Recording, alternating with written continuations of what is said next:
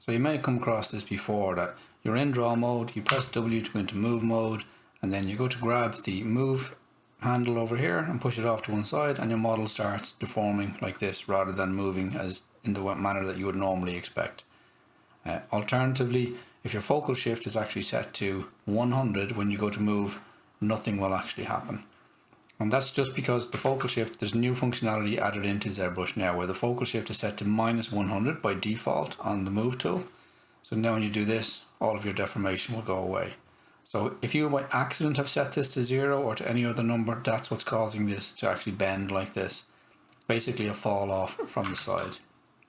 If you have a model with multiple subtools and you press W, and let's change this to the multiple objects, so it will move multiple objects at one time because this is composed of multiple different subtools. If you do this, and this is set to 0 or anything other than -100, when you bend this, it will do the same thing. It'll take all of these subtools and move them all at the same time.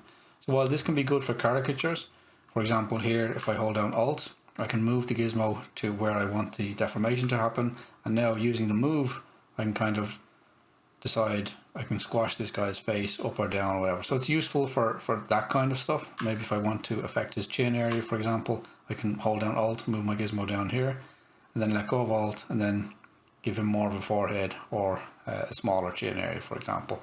So it's useful for that, but as I said, as soon as you go to the side, you're going to start deforming the way you don't want, and so all you have to do is change this back to -100. I'll just undo that last change, but -100, and then this will fix it, and you can move it as needed.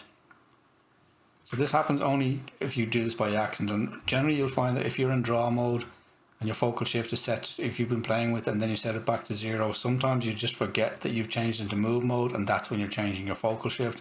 So that's when that happens. As usual, hope this tip helps, and don't forget to click like and subscribe. All the usual YouTubey stuff. Alright, cheers, bye.